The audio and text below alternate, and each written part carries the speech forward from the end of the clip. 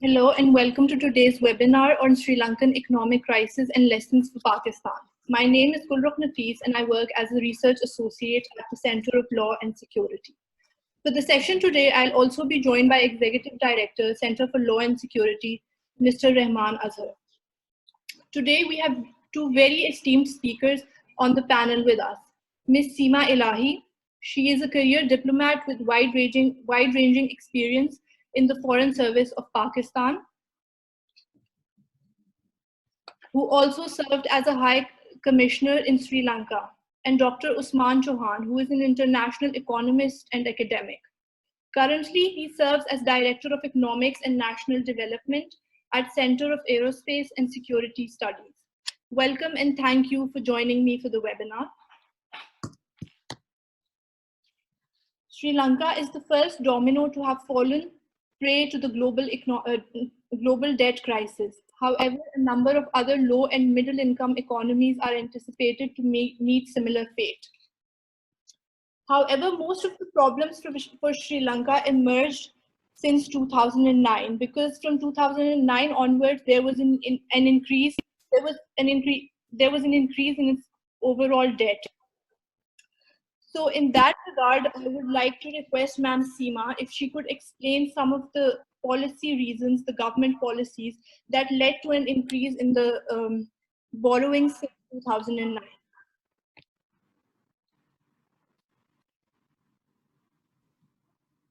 Ma'am?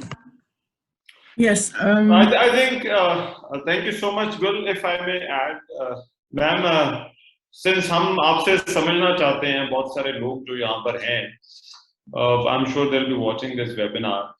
Tell us what happened with Sri Lanka. यहाँ पर क्योंकि comparisons भी बहुत सारे हैं, a lot of people are comparing it to Pakistan. So we just want to understand, first of all, setting the record straight. What do you think has happened with Sri Lanka? Why is this happening there?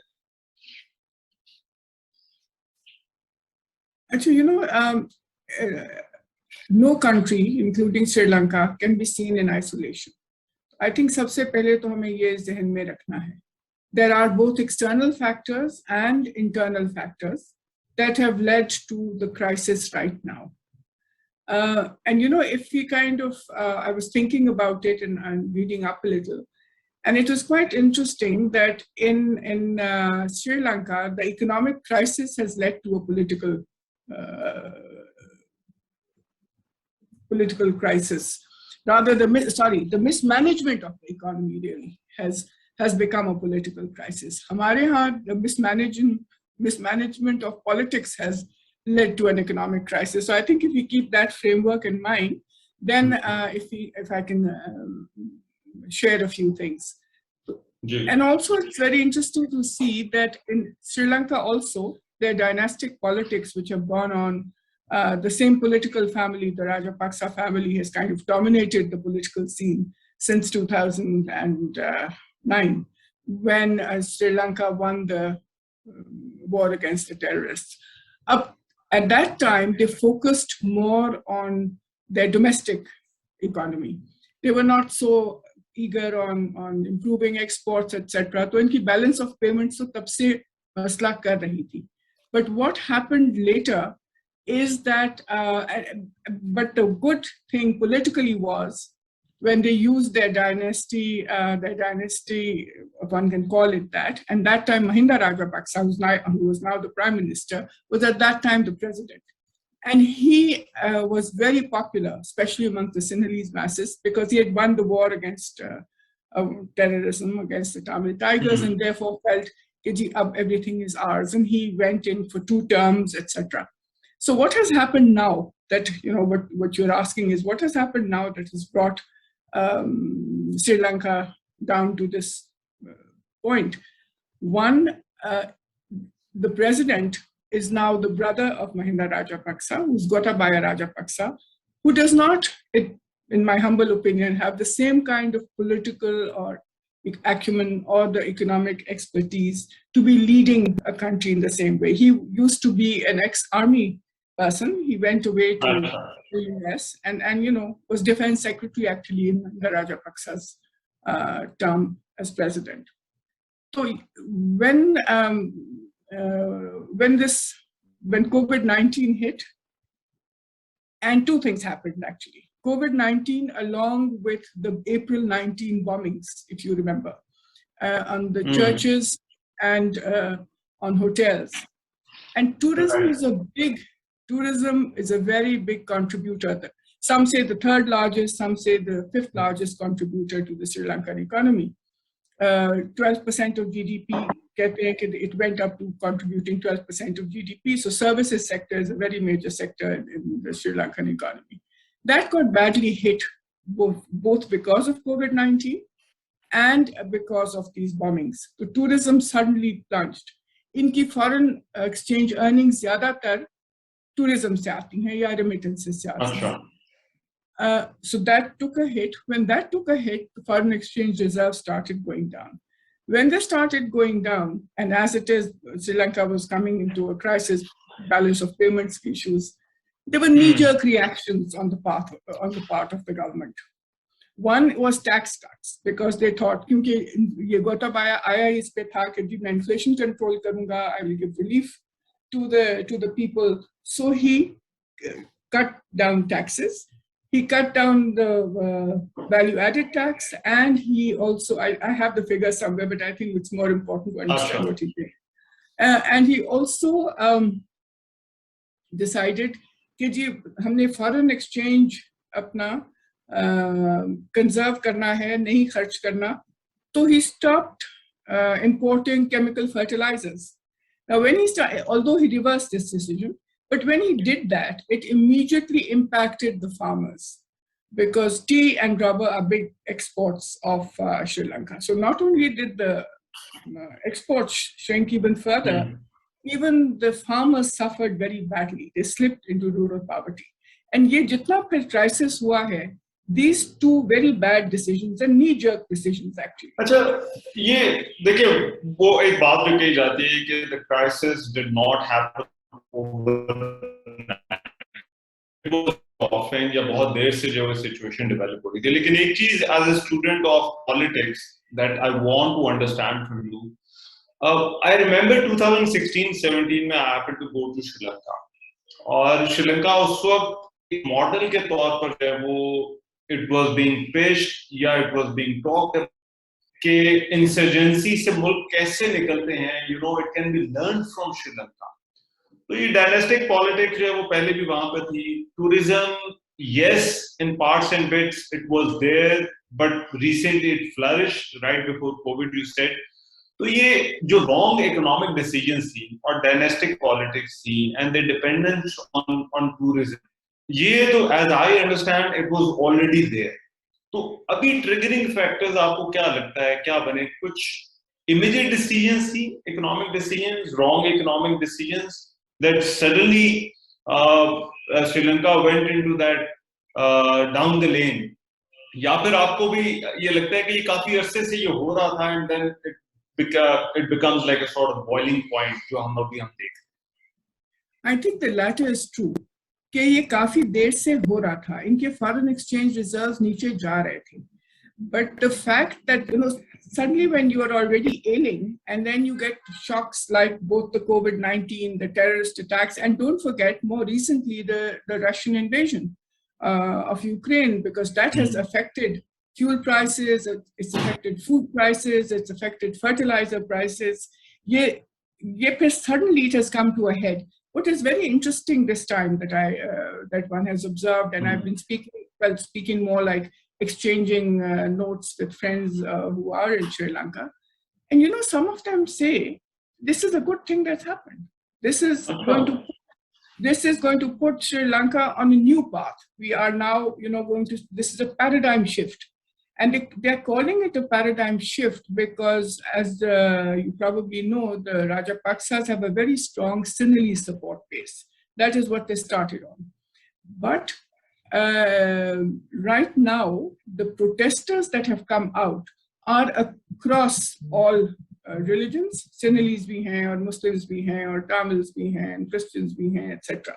So what they're saying is that they have suddenly found one goal, and the goal is that we cannot feed our children. We have to skip meals. Food prices and fuel prices are going through the roof. So they were silent, but they were just protesters, and they were attacked by one particular person's supporters, one of the Rajapaksas, and the backlash was that he had to resign. About 40 members of parliament have resigned, including the prime minister and his son. So Usman sahab, ji. Usman sahab, are you here with us? Because yes, I am. I'm just readjusting my environment. Acha. So go ahead. You had a question. No, I just wanted to build upon what Madam Seema said. She's right, that it is a long-term orientation that caused this crisis. You see, after the Tamil-Elam civil war reached its conclusion, Mahinda Rajapaksa built an aura that we have to reconstruct. Reconstruction has a very different attitude than just your steady state development, because you're starting from scratch and the figures tend to look very good because you're starting from a lower base in terms of the accounting of economics. And in addition to that, there was a long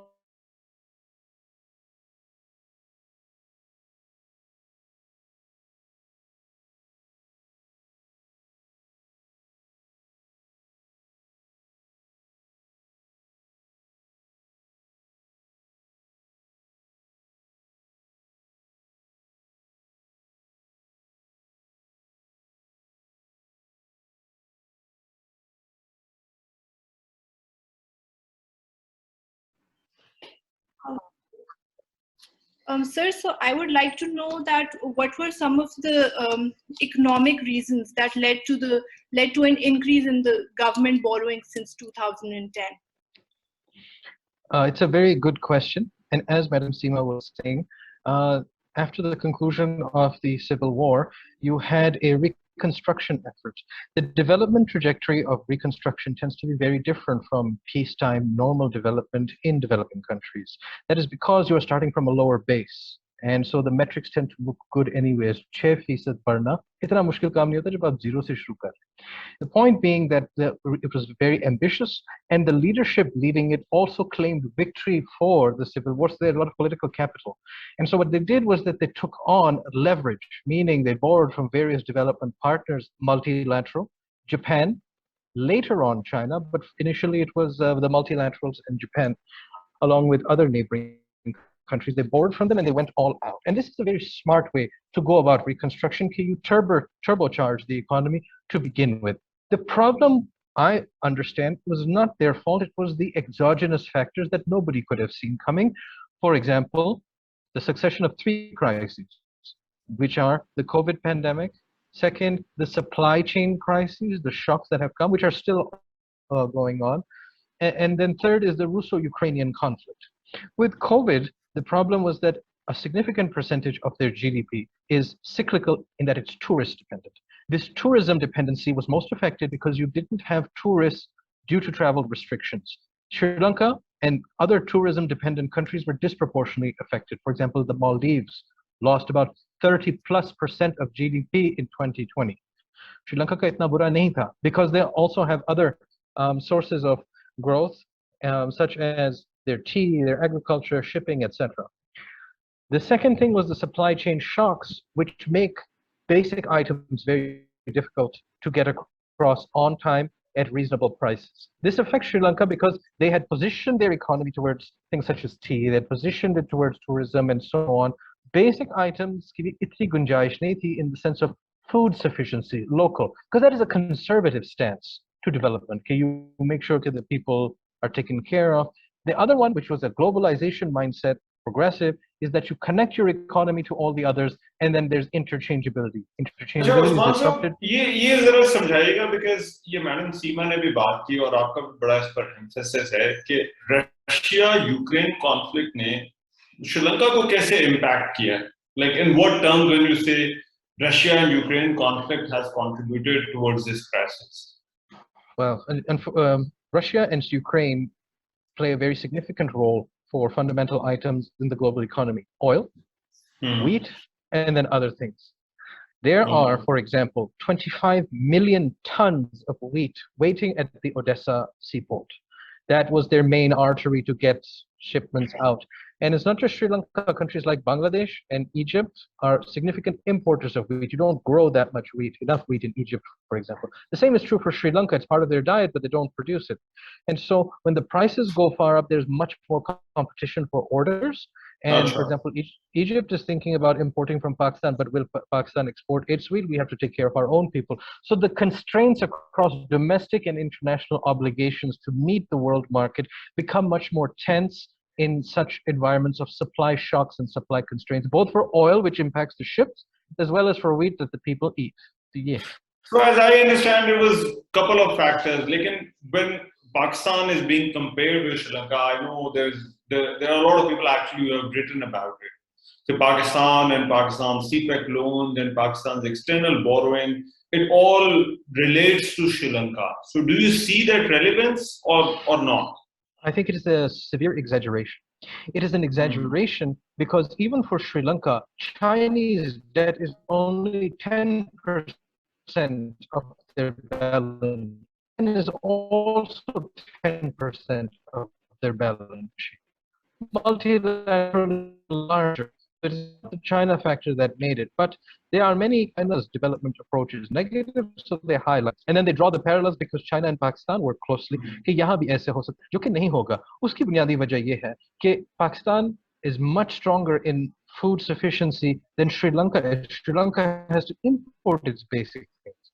We produce our basic things, and we can also get it much more easily without relying on shipping from far away, from Eastern Europe, for example. So the problems that Sri Lanka faces also are different from ours, and not just that.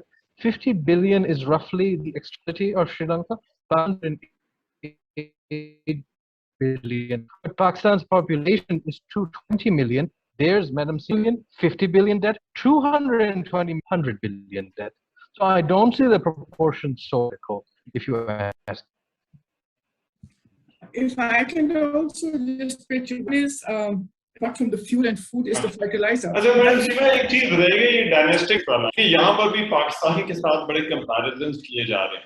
Where you started, जो आपने शुरू में जो श्रीलंका की जो problem की बात की कि bad economic decisions were made. So आपको वहाँ पे भी जो डायनेस्टिक पॉलिटिक्स है उसकी रेलेवेंस नजर आती है. I know श्रीलंका में पॉलिटिकल फोर्सेस रही हैं. Ex army chief जो थे field marshal actually Fonseca, he also contested elections, but Paxes were always dominating the Sri Lankan political landscape. So ये इतने अरसे से वहाँ थे, and suddenly they started taking bad economic decisions, या something else happened, और अब श्रीलंका में डायनेस्टिक पॉलिटिक्स की जो है वो एक्सेप्टेबिलिटी उतनी नहीं है, स्पेशली हमने ये जो आफ्टरमैथ देखा है, जिस तरह से लोग जो है वो बाहर निकले. So what do you make out of this? आप क्योंकि वहाँ पर रही हैं, आपने सर्व किया है, इनके पॉलिटिकल और सोशल जो एक पल्स है उसका बड़ी अच्छी तरह से आपको अंदाजा है. So how do you see this? देखिए, you know, in 2010 इनकी upward trajectory थी. जब upward trajectory होती है, people are very forgiving, क्योंकि सब कुछ अच्छा हो रहा था. You know, जो उनकी एक everyday life had become miserable because of the terrorist attacks in Colombo and everywhere else. Suddenly, वो control में आ गए. महिंदा राजपक्सा का एक stature बन गया, both and internationally. क्योंकि internationally the West hated him because of you know human rights abuse हुई है, depression. अच्छा उस वक्त भी फैमिली के लोग थे, might know Minister of Economic Development, और वही 4 लोग अब भी थे government. So what happened between then and now, when people have food on their plates, when they don't have a square meal during the day, कोई भी ऐसी चीज अच्छी नहीं लगती, and they came out on the streets. But there is, if I can read a little more into your question, there's also one, you might want to call it a conspiracy theory, or you might want to think, maybe there's some truth in it. Sri Lanka, as you know, was also one of the countries who abstained from voting on the Russia-Ukraine invasion war, just like Pakistan did. So ye kuch log kehte hain ki ji dekhein, Sri Lanka has also been taught a lesson. I don't know how much truth to put into that, but one thing is for sure, और जहाँ हम एक किस्म का comparison कर लेंगे, similarities देख लें, कि जैसे Pakistan also becomes a proxy for US-China competition. Sri Lanka is the same, US-China and India-China. India has always tried to hold a political hold on Sri Lanka. And where China comes in, wo har jagah unko ye, like Usman was saying, कि जी, there is this negative negativity that is forever being portrayed. We've lost Rahman, or is he there? I don't see him. Okay, there he is.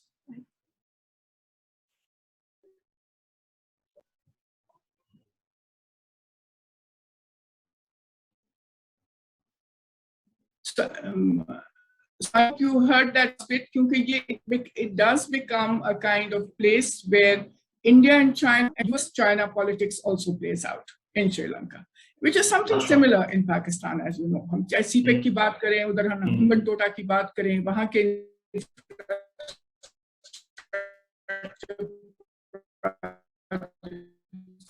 की बात करें.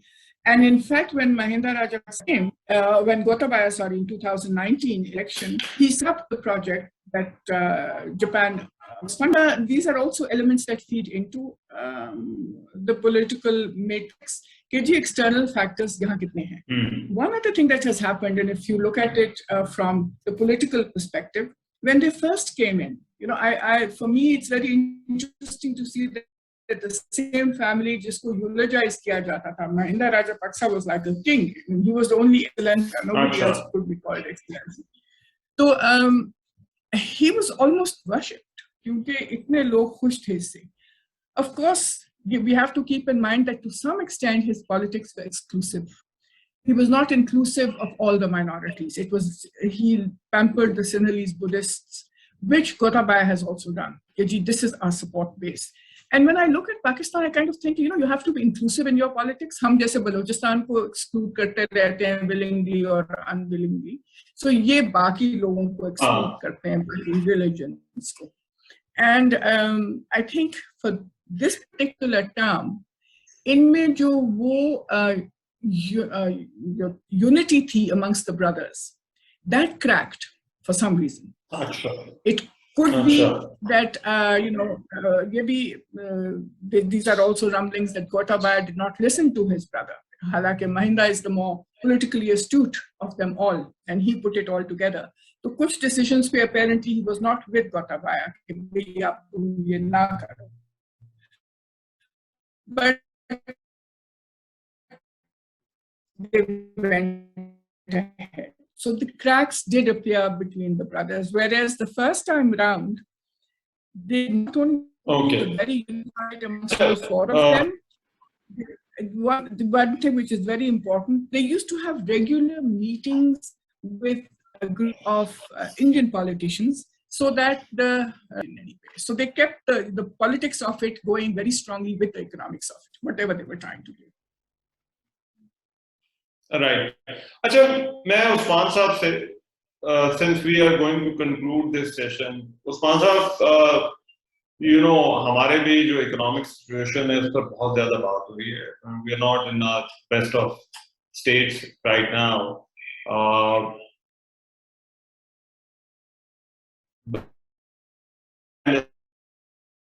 Understand some wrong economic choices, or जिनकी बहुत ही vulnerable, took some bad decisions. Policy making avoids making such bad decisions at such a critical time. Sorry, my apologies. Achha, I'm going to ask the question again. So Usman sir, just since we are going to conclude this discussion, यहाँ पर जो है वो जो श्रीलंका और पाकिस्तान के parallels की जो है वो हमने बात की है, एक चीज जो है वो सामने हमारे आई कि जब आप वल्नरेबल स्टेट में होते हैं तो फिर कोई एक बुरा decision can cost you a lot and can send you through that Whirlpool of economic choices, जहां पर जो है वो आप फिर एक के बाद एक गलत चॉइस लेते जाते हैं. व्हाट लेसन्स पाकिस्तान हैज, और पाकिस्तान की इकोनॉमी और पाकिस्तान की जो पॉलिटिकल इंस्टेबिलिटी है, उन दोनों पे भी बहुत ज्यादा बात होती है. सो एक पर्टिकुलर टाइम फ्रेम में आने वाले let's say about a year, what we need to do कि हम ये जो श्रीलंका वाला पाथ है ये कम से कम अवॉइड कर सकें. It's an excellent question because there are no quick fixes for Sri Lanka because they had so many cascading effects. Pakistan, alhamdulillah, is not going to face that, but we have to build that economic security resilience. Remember in our last meeting, we were talking about security as per the national security policy. जो उसमें हिदायत दी गई हैं, दरज हैं, वही हमारे लिए मुनासिब है. That is how we have to proceed, and that is to build resilience. Resilience means you should have a robust base of reserves. You should not be spending too much. अब आपकी बात है कि in the short run. In the short run, there are many things being posited, and the primary thing is to be able to hold on to the dollars that we have and build a buffer of reserves. So we have about $4 to $5 billion per month in imports right now. And I've heard the figure quoted that it's about $1 billion of the discretionary items, meaning vehicles and stuff. You can take tough measures to make sure that the export-import imbalance is addressed in the short run. That's not a long-term way to approach things, but right now that is the most important thing. And above all, I would request that we have greater political stability so that we can collectively focus on the long-term issues of our economy, because this tends to distract people. We get so distracted with how things are, we cannot focus on the crises in the economic sphere that lie ahead. And since the current status is that we have to take some tough decisions, we might as well take the tough decisions now, rather than kicking the can down the road for the next 30 years as we did for the previous 30 years. Right. क्योंकि tough decisions, अभी तो श्रीलंका की government ने जो नई new prime minister, he has announced it already that they're going to take tough decisions. Ma'am, Seema Baloch Sahaba, so first there was a period जहाँ पर Sri Lanka was under immense pressure, Tamil insurgency एक different challenge था. Then you said relatively एक थोड़ा सा अच्छा period उनके लिए आया. Now they're back in that phase के जहाँ पर they're facing one of the worst economic depressions of their history. Do you think Sri Lanka will bounce back from this? Well, I sincerely hope so. I don't think they have, any country has any choices but to bounce back. The issue is not to have weak reactions. आप जो पूछ रहे थे कि solutions क्या होनी चाहिए? Political stability, as Usman said, but macroeconomic stability is equally important. And that only can be done through political dialogue. If, for example, in our country, if you have to learn this lesson, that PDM is going to take a stance saying कि जी ये PTI ने तो सारी गलत decisions ली हैं, markets ठीक कर देंगे, inflation भी ठीक कर, they cannot. They have to go back to the IMFs. They have to take these decisions. So अगर आप ये या populist politics करेंगे या आप tough decisions लेंगे. And I believe with Singh, well, nae, but he's been in politics for a long, long time. Jo inke aaye hain, nae prime minister. In his first tweet, he has laid down nothing else but all the tough decisions that have to be taken. So our leaders need to do that.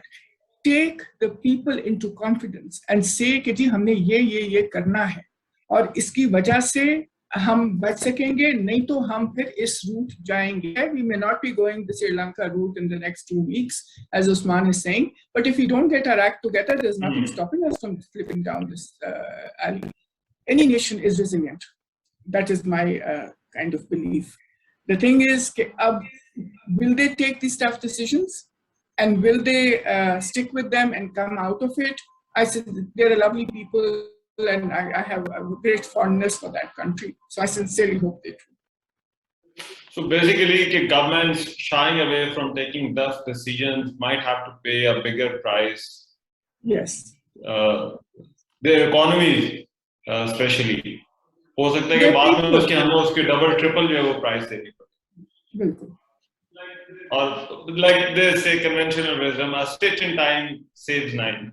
Absolutely. लेकिन अब वो इनको कौन सिखाएगा stitch, ये बताए ना हमारे लोगों को. That is important.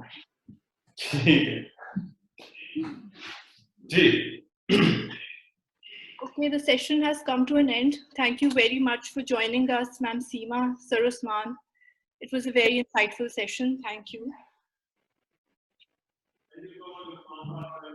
Thank you so much, Usman Saab and Seema on behalf of the Center.